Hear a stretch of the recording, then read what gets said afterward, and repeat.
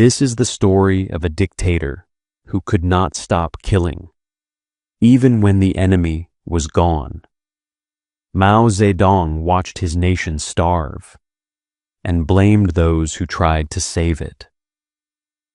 He returned to power, not with honor, but with chaos. Children became executioners. Teachers became traitors. History became a crime. Mao called it revolution. The world would remember it as a decade of terror. Today, in Dictators Files, the dark side of power, we open the case of Mao's Cultural Revolution, a nation destroyed to protect one man's throne. 1959, China is starving, not because the earth failed, but because Mao Zedong demanded miracles instead of crops. During the Great Leap Forward, Mao promised steel and abundance. He delivered empty fields and silent villages. Bodies lie beside the harvest that never came. Parents bury children in unmarked dirt. Children bury parents with bare hands. Historian Frank Dikötter estimates tens of millions died, a number too large for graves, too horrifying for words. But inside Zhongnanhai, Mao refuses responsibility. He will not look at the famine. He will not admit defeat. He will not say he was wrong. Instead, he punishes those who speak the truth. While China collapses, two men act. Liu Shaoqi, the president, restores markets, frees farmers to survive. Deng Xiaoping, the party's problem solver, quietly rebuilds the economy. They save lives. They stabilize China. They become the heroes the nation needs. And to Mao, that is unforgivable. Historian Roderick MacFarquhar writes, Mao feared irrelevance more than death. Before the famine, Mao was worshipped like a sun. After it, he becomes a shadow in his own revolution. He steps down from daily leadership. His policies are reversed. His word is questioned. His power shrinks. He watches as his comrades fix the disaster he created. Each success by Liu and Deng is a reminder of Mao's failure. Each starving death whispers that the chairman is mortal. Mao spends nights pacing garden paths, smoke curling from endless cigarettes, muttering, "They think I am finished. They think the party belongs to them." His hatred grows, not at the enemies outside, but the comrades inside who dare to lead better than him. His anger crystallizes into a single vow. If the nation does not fear me anymore, I will give it reasons to. The seeds of the Cultural Revolution are planted not in ideology, but in the wounded ego of a dictator. Mao will return to power, and the price will be paid in blood. 1962. The famine subsides, but the fear inside Mao Zedong grows. China recovers without him. Liu Shaoqi restores grain markets. Deng Xiaoping revives factories and transport. The nation begins to eat again. Historian Andrew G. Walder writes, Mao's prestige collapsed while Liu and Deng became the heroes of national recovery. Mao watches as gratitude flows toward other men, and hatred begins to burn behind his eyes. Officials speak quietly of practical policies and collective leadership. Words Mao hears as, "You are finished." He sees committees making decisions that once required his approval. He hears applause for leaders that once belonged to him alone. He senses betrayal everywhere, even in silence. Mao orders the security services to track revisionists, those who fix his mistakes instead of celebrating them. At the top of the list, Liu Shaoqi, too popular; Deng Xiaoping, too effective; intellectuals, too smart; culture, too old and beloved; history, too full of alternatives to Mao. Historian Roderick MacFarquhar notes, Mao feared his own comrades more than any foreign enemy. The front line of the next war will be inside the party. He withdraws from Beijing power centers, stops attending state meetings, limits public appearances. He swims alone, reads alone, writes alone, stews alone. A dictator cornered does not surrender. He invents a new enemy, capitalist roaders within the party, and he decides to mobilize the only force still naive enough to worship him blindly, China's youth. By 1965, Mao has a plan: destroy the party hierarchy, replace officials with radicals, rewrite history itself, make every citizen fear him again.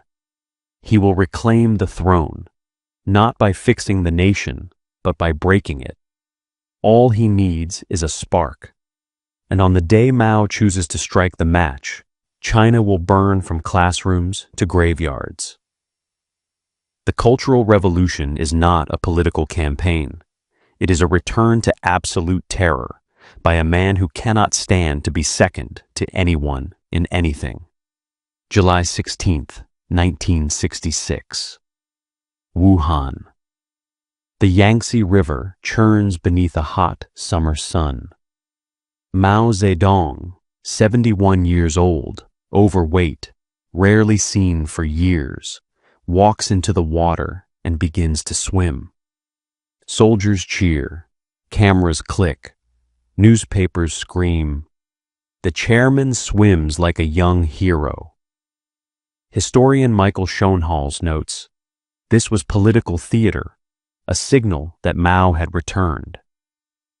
A dictator once blamed for mass death, reborn as the nation's eternal savior. This is not exercise. This is a warning. 2 months earlier, on May 16th, 1966, Mao had already written the first bullet in his next war. Expose and purge those taking the capitalist road within the party. Historian Roderick MacFarquhar calls this document the opening shot of the Cultural Revolution. It names a hidden enemy, Mao's own comrades. Officials who saved China from famine are now marked for elimination. Mao targets the smartest first. Beijing's intellectuals, writers, professors, the guardians of memory, are accused of poisoning the revolution. In May 1966, a single poster at Peking University, written by party loyalist Nie Yuanzi, declares, "Our leaders are bourgeois reactionaries." Mao praises it instantly. Front page, national broadcast. The message spreads like disease. Authority must be destroyed. Not the enemy's authority, ours. Mao calls on youth to rebel and create a purer revolution. Students tear off their school badges and replace them with a new identity: Red Guards. Teenagers now have permission to judge, to punish, to kill in Mao's name. Historian Andrew G. Walder writes, Mao unleashed the young to terrorize the old, ensuring loyalty through fear. Posters attacking teachers multiply on campus walls. Slogans smear every building. Smash the old. Long live Chairman Mao. Children who once memorized poems now memorize enemies. The Cultural Revolution has begun not with guns, but with permission. The permission to hate. From his swimming pool in Zhongnanhai, Mao smiles. The dictator has returned, and he will rule through chaos. The schools of China are no longer places of learning. They are recruitment centers for Mao's army of teenagers. August 1966. Beijing. Red Guard armbands tighten. Eyes sharpen. Beliefs turn to weapons.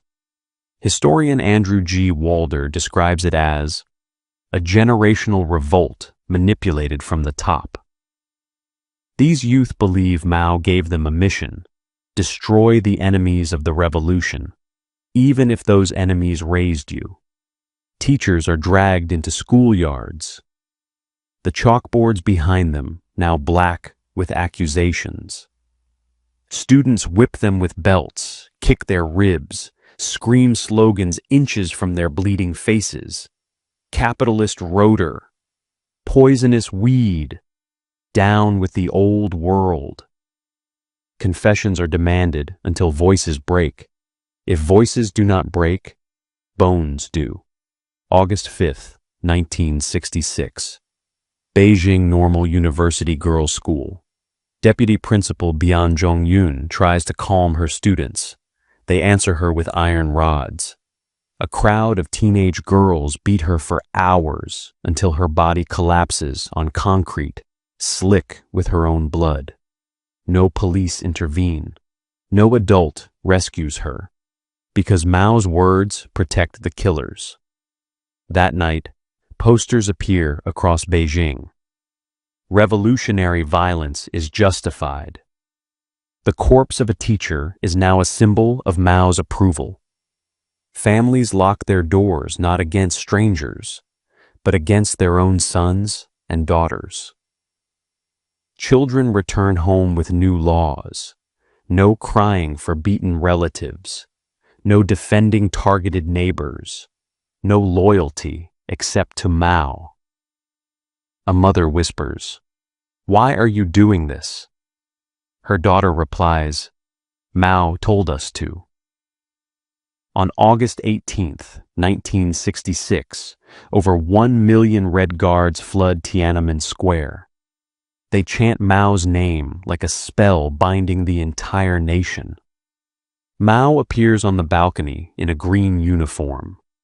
Not the clothing of a ruler, but a revolutionary god. He waves. Just once. It is enough. The cheering becomes roaring. The roaring becomes worship. Worship becomes violence. Historian Michael Schoenhals writes, "A single gesture from Mao unleashed a nationwide killing spree." Children are praised for hitting harder than adults. Cruelty becomes proof of loyalty. Blood becomes the ticket to Mao's approval. They are told, "Destroy without fear. Chairman Mao is behind you." The Cultural Revolution has its first army, an army too young to know they are slaves. August-September 1966. China receives a new command from Mao. Destroy the four olds, old ideas, old culture, old customs, old habits. What does it mean? Anything and everything. If it existed before Mao, it is guilty. Historian Frank Dikötter writes, "The Four Olds campaign was the most comprehensive assault on culture in human history." This is where the revolution stops killing people and starts killing memory.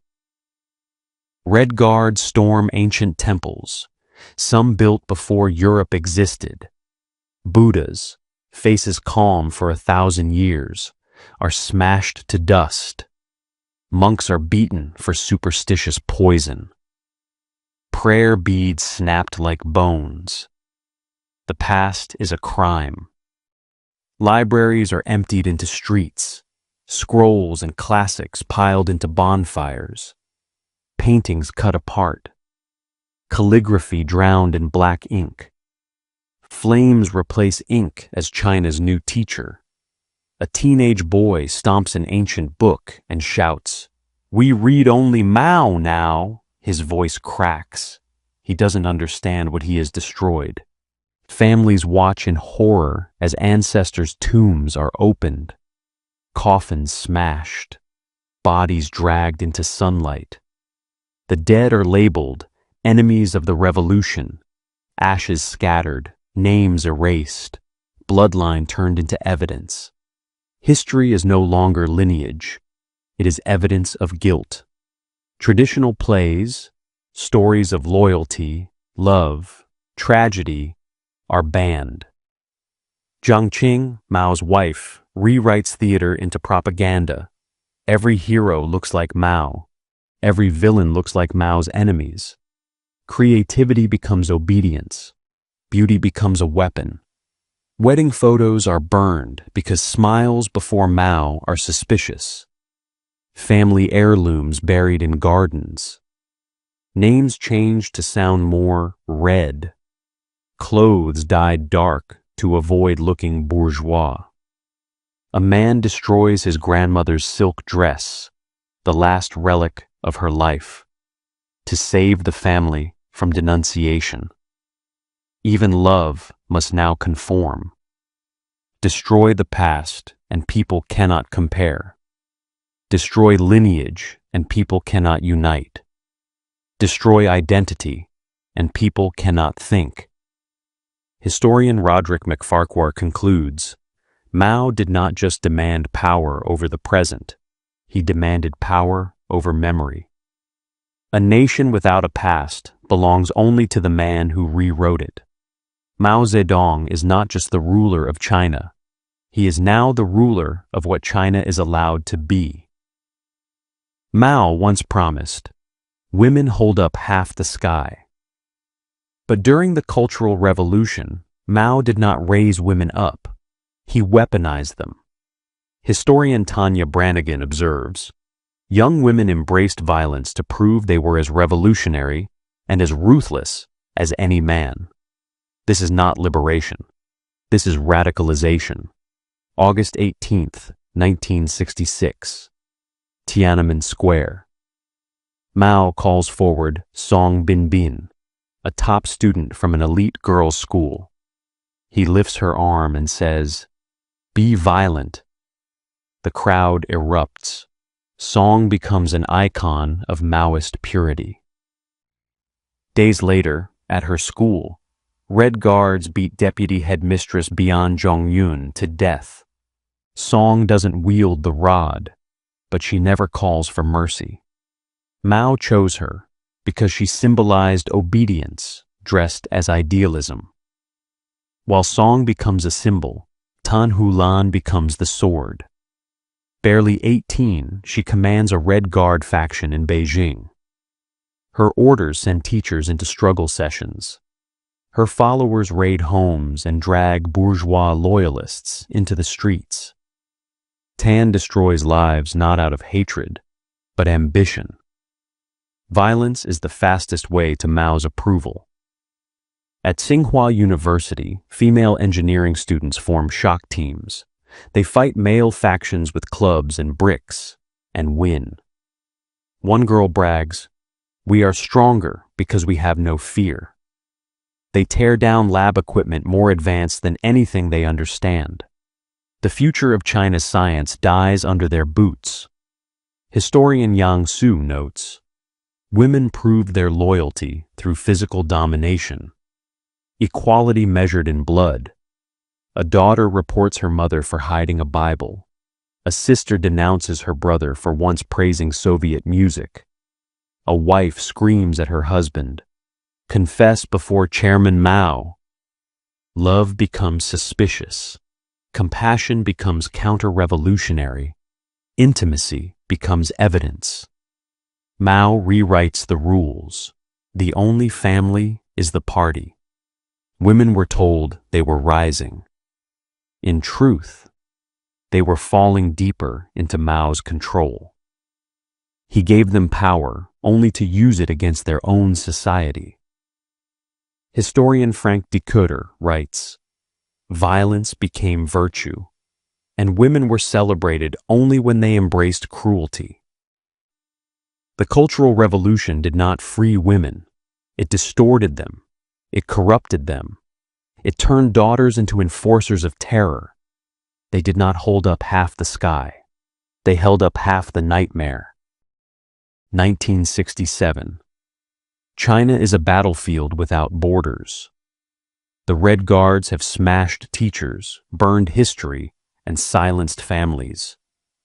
Now they turn their fury on each other.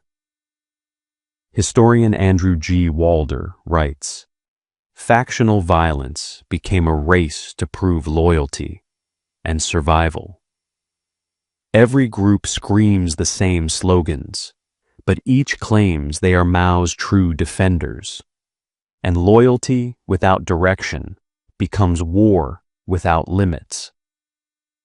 Beijing streets, once filled with bicycles, now echo with the sound of iron pipes and shattering windows. Young fighters build barricades from school desks and steel sheets. Chemistry labs provide firebombs. Gymnasiums become prisons. Hospitals overflow with wounded children who call their injuries marks of revolution.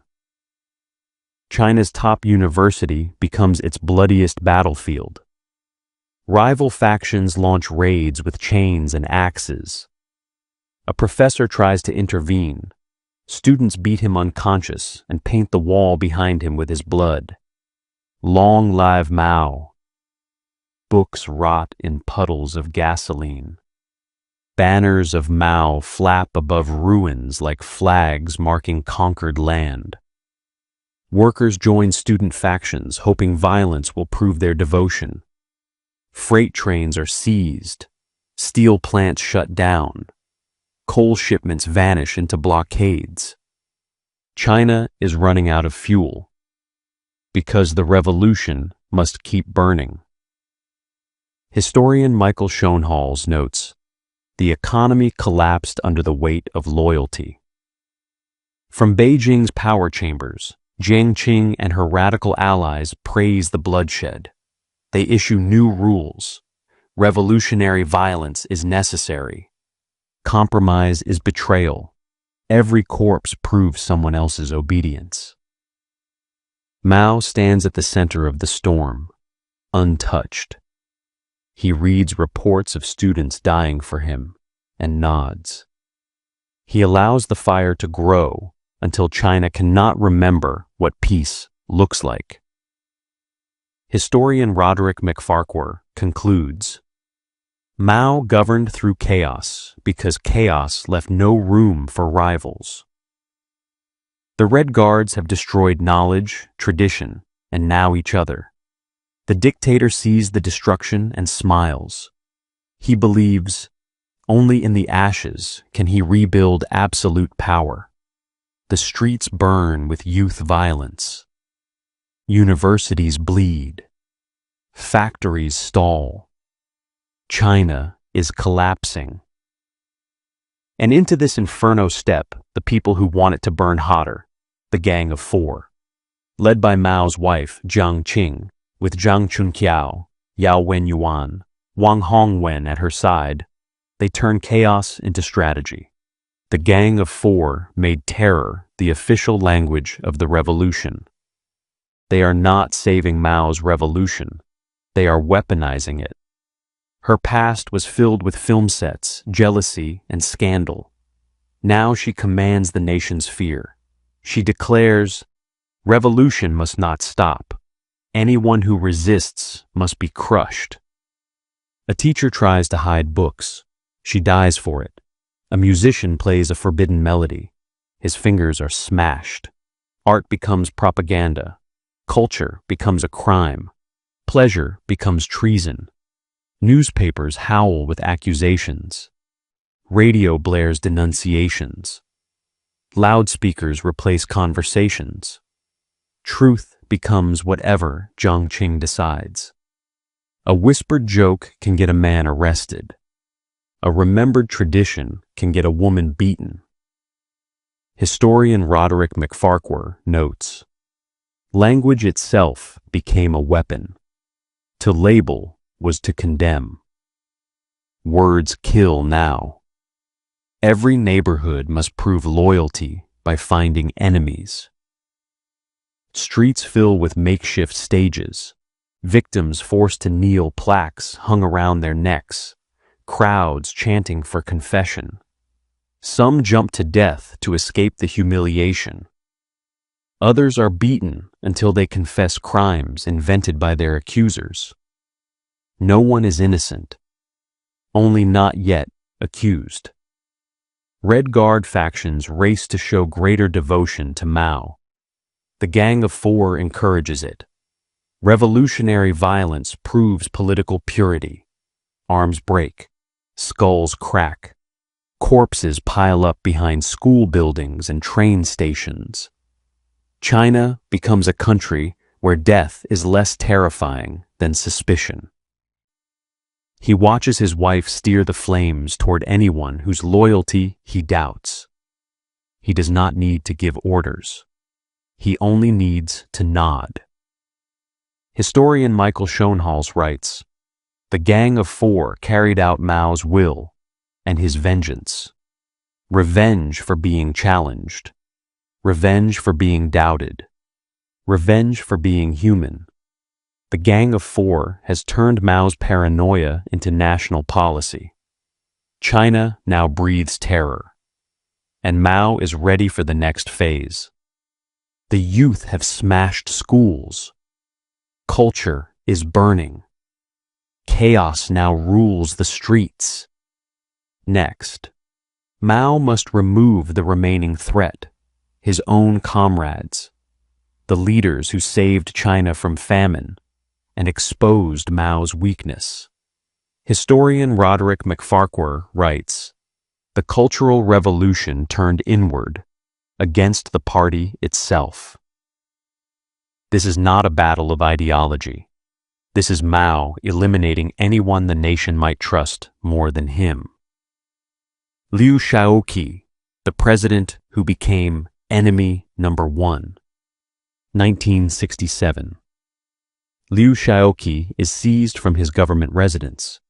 Red Guards beat him in front of jeering youth, children who once memorized his speeches.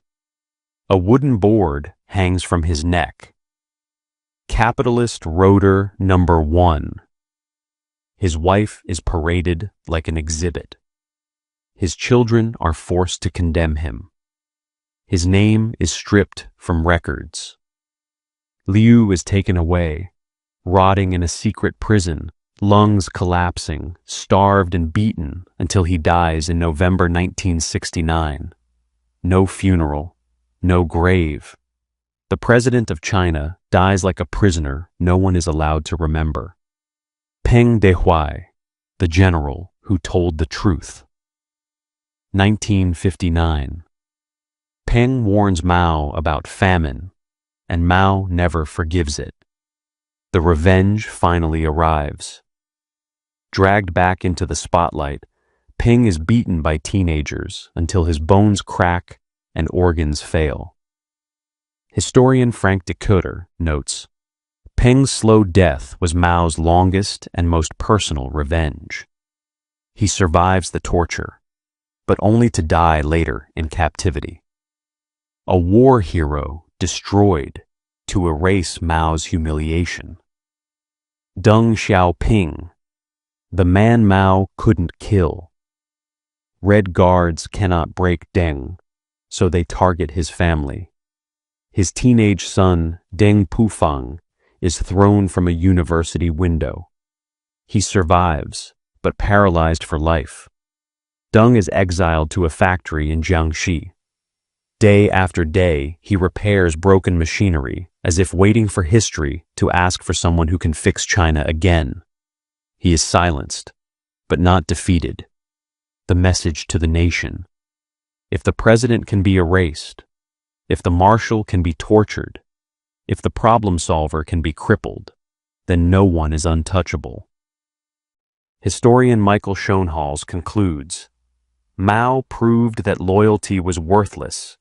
Survival depended only on his whim. The party is shattered. The government is leaderless. Fear becomes the only authority. Mao stands alone at the top, not because he is strong, but because everyone else has been destroyed. By early 1968, China is choking on the chaos Mao unleashed. Red Guards, once his sacred soldiers, now fight each other for power. Factories silent, trains hijacked, hospitals overflowing with teenage casualties. Mao's nightmare becomes visible. He has created millions of fanatics he cannot control. Historian Roderick MacFarquhar writes, Mao encouraged chaos until it threatened him. Then he unleashed the army. So Mao issues a new order. The People's Liberation Army must restore order.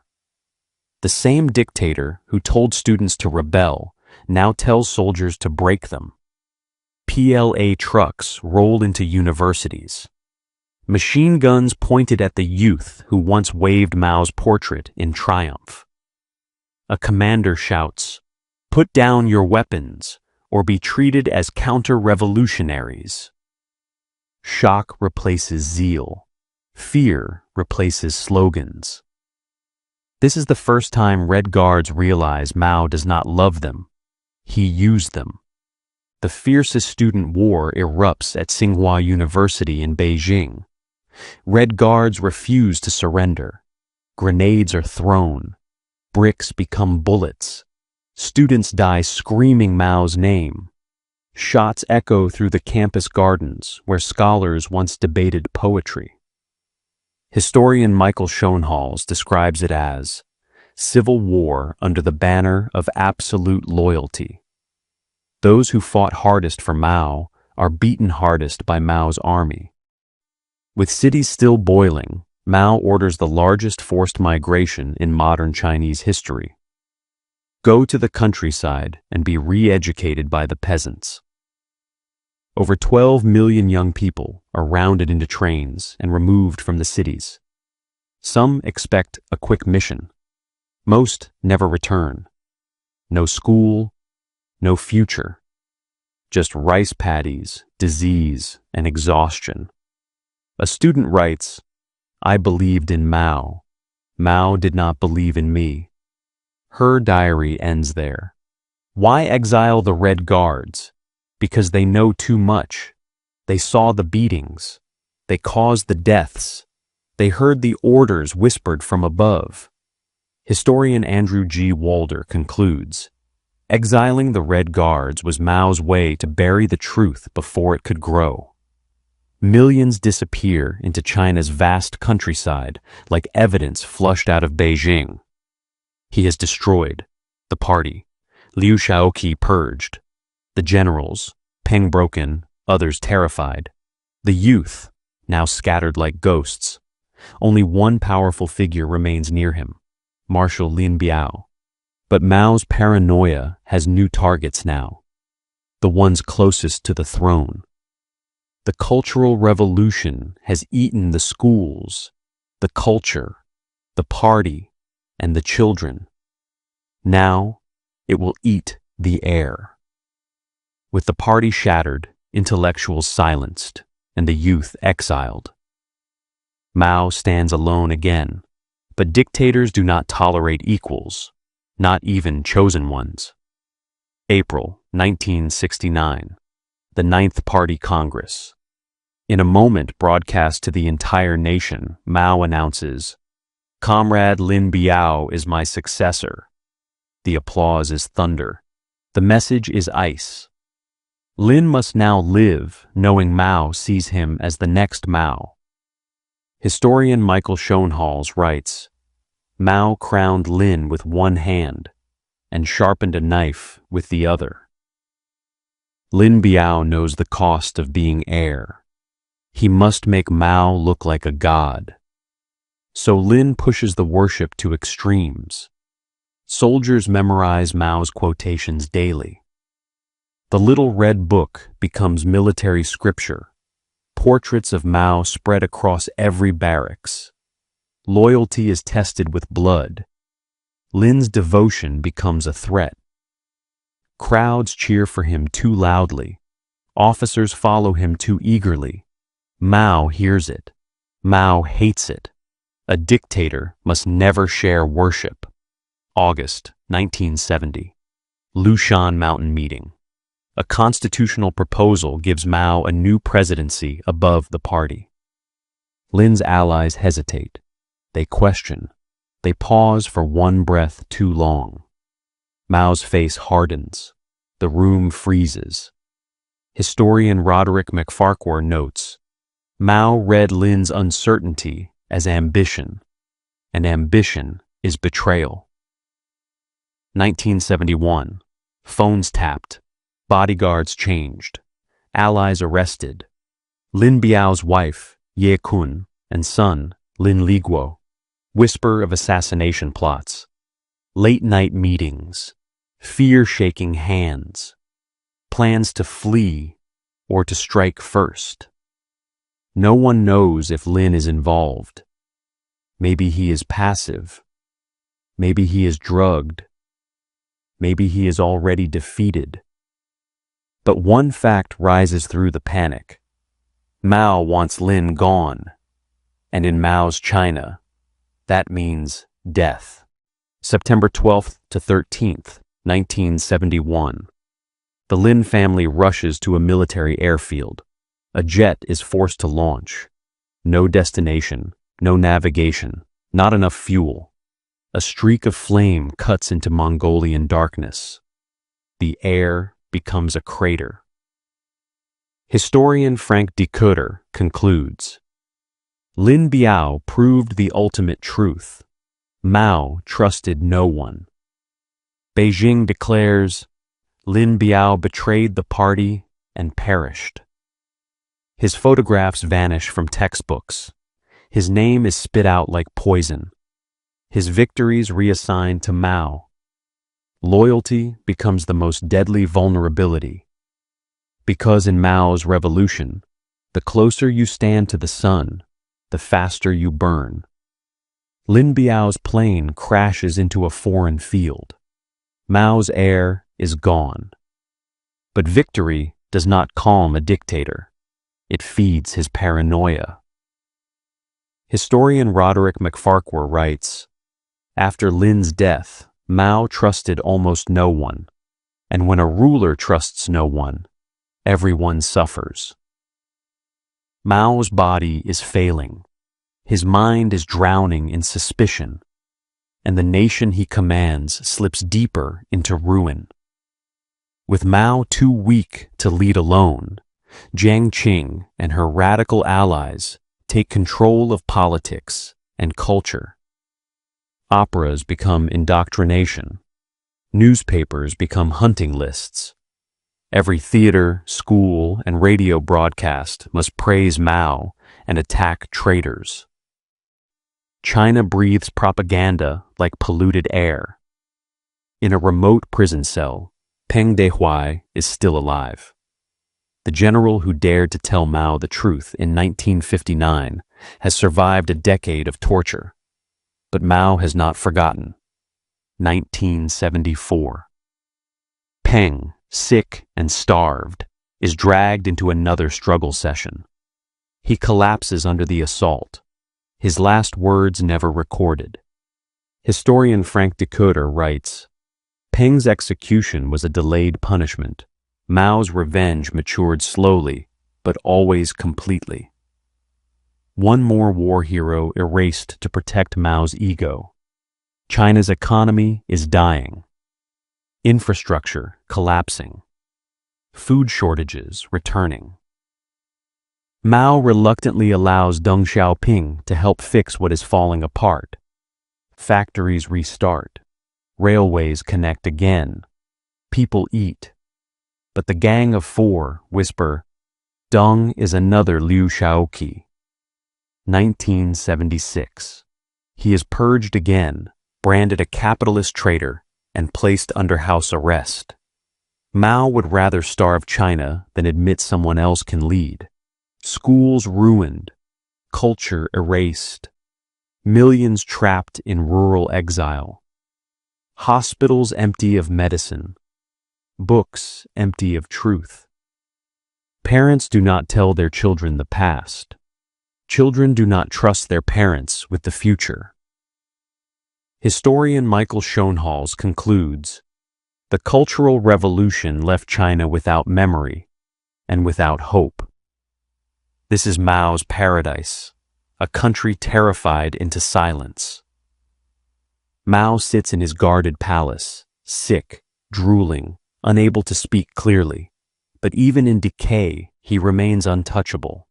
He created a China where power equals loyalty to him, truth equals what he says, safety equals fear of him. A nation built on a dying man's paranoia. And soon, his death will decide the fate of millions who survived his revolution. Mao Zedong, the man who demanded worship, who ruled through chaos, who feared everyone, is finally dying. His hands tremble. His tongue barely forms words. His lungs rattle with every breath. Historian Frank Dikötter writes, Mao's final years were marked by paranoia, cruelty, and physical collapse. He is surrounded by doctors who fear mentioning the word death. A dictator cannot be allowed to feel mortal. September 9th, 1976. Mao's heart stops. Instant silence. Then the alarms. Then the orders. Weep. Scream. Collapse. Worship the corpse. Millions are forced into the streets, ordered to mourn the man who starved, exiled, imprisoned, and terrorized their families. Children are told, cry or be noticed. Adults whisper behind bowed heads, what do we do now? Who will they come for next? Power trembles on a new fault line. The Gang of Four, led by Jiang Qing, believe they will inherit Mao's throne. They controlled culture. They controlled propaganda. They controlled fear. But they never controlled the army. And soldiers remember who destroyed China. Days after Mao's funeral, the military acts with cold precision. Jiang Qing and her 3 radical allies are arrested in a silent coup. No Red Guard to protect them. No theater to preach from. No Mao to hide behind. They scream, "We are Mao's true revolution." But the guards dragging them away do not care. The fire they fueled has consumed them too. The Cultural Revolution ends not with justice, not with truth, but with shock. Families search for lost children in distant villages. Survivors return from labor camps as strangers. A generation without education. A society without trust. A country without its dead. Historian Roderick MacFarquhar concludes, Mao left behind a devastated nation, but a dictatorship that survived him. The fear does not vanish just because its creator does. Mao believed rule required breaking a nation first. He succeeded. Mao Zedong promised paradise.